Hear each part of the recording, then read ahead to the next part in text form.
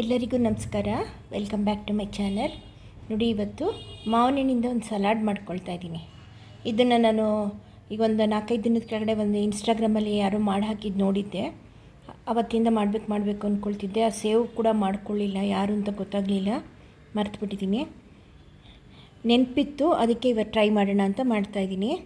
ನೋಡಿ, ಮಾವಿನ ಸಲಾಡ್ ಅಂದ ತಕ್ಷಣ ನಾನು ಮಾವಿನಕಾಯಿ ಸಲಾಡ್ ತಿಂದಿದ್ದೆ, ಮಾವಿನ ಹಣ್ಣಿನ ತಿಂದಿರಲಿಲ್ಲ.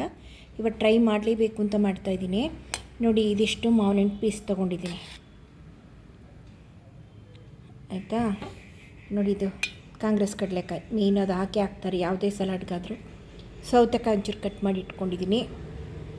ತೆಂಗಿನಕಾಯಿ, ಈರುಳ್ಳಿ ಎಲ್ಲ ಚೂರೇ ಹಾಕ್ತಾಯಿದ್ದೀನಿ. ನನಗೆ ಇದ್ರ ಟೇಸ್ಟ್ ಹೇಗಿರುತ್ತೆ ಅಂತ ಗೊತ್ತಿಲ್ಲ. ಸೊ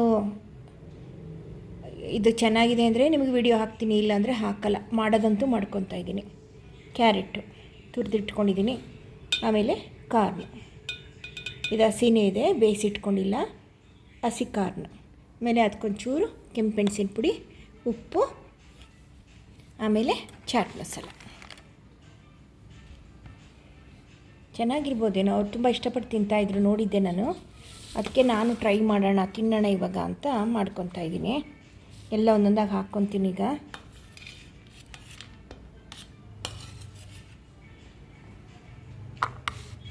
ಸೌತೆಕಾಯಿ ಹಾಕ್ಕೊಂಡೆ, ಅಷ್ಟು ಹಾಕ್ಕೊಳ್ಳಲ್ಲ, ಸ್ವಲ್ಪ ಹಾಕೋತೀನಿ. ಎಲ್ಲ ಹಾಕೋಬಿಡೋಣ ಅತ್ಲಾಗೆ. ವೇಸ್ಟ್ ಯಾಕೆ ಮಾಡೋದು ಇದನ್ನು?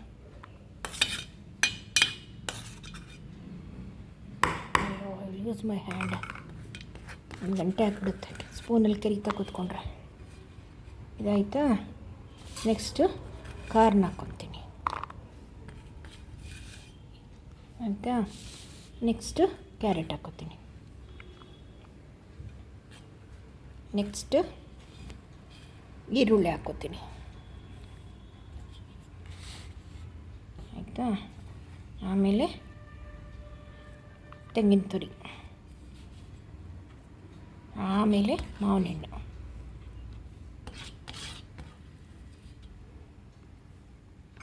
ಈಗ ಇದಕ್ಕೆ ಉಪ್ಪು ಹಾಕ್ಕೊಳ್ಳೋಣ, ಚೂರು ಹಾಕೋಣ.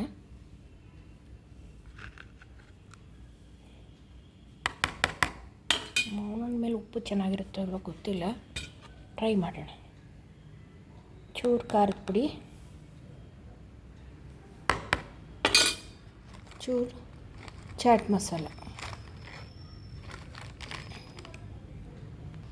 ಚೂರು ಚಾಟ್ ಮಸಾಲ, ಆಯಿತಾ.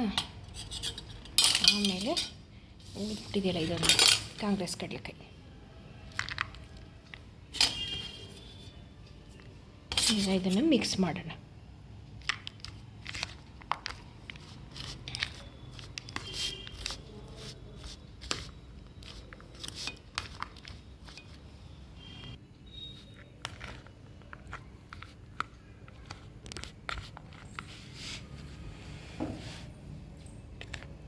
ಕ್ಲೀನಾಗಿ ಮಿಕ್ಸ್ ಮಾಡಿದ್ದೀನಿ.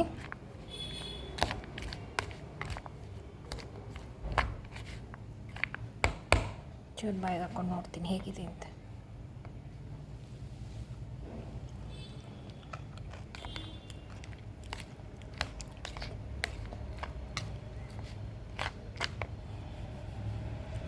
ಹೇಳ್ಕೊಟ್ಟವ್ರಿಗೆ ಥ್ಯಾಂಕ್ಸ್. ಅವ್ರು ಯಾರು ಅಂತ ನಂಗೆ ಗೊತ್ತಿಲ್ಲ, ಇನ್ಸ್ಟಾಗ್ರಾಮಲ್ಲಿ ನೋಡಿದ್ದೆ ಅದನ್ನ. ನಿಜವಾಗ್ಲೂ ಚೆನ್ನಾಗಿದೆ, ಟ್ರೈ ಮಾಡ್ಬೋದು, ನೀವು ಮಾಡಿ. ಸೂಪರಾಗಿದೆ.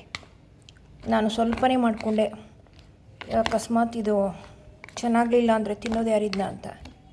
ನಿಜವಾಗ್ಲೂ ಚೆನ್ನಾಗಿದೆ.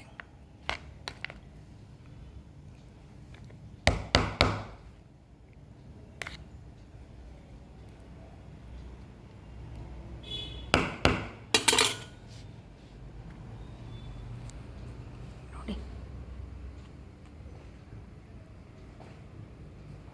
ತುಂಬ ಟೇಸ್ಟಿಯಾಗಿದೆ, ಟ್ರೈ ಮಾಡ್ಬೋದು, ನೀವು ಮಾಡಿ. ಮಾಡ್ಕೊಂಡು ತಿನ್ನಿ, ಚೆನ್ನಾಗಿದೆ, ನಿಜವಾಗ್ಲೂ ಚೆನ್ನಾಗಿದೆ. ಬೇಕಾದ್ರೆ ಇನ್ನೊಂಚೂರು ಮಾವಿನ ಹಣ್ಣು ಜಾಸ್ತಿನೂ ಹಾಕೋಬೋದು.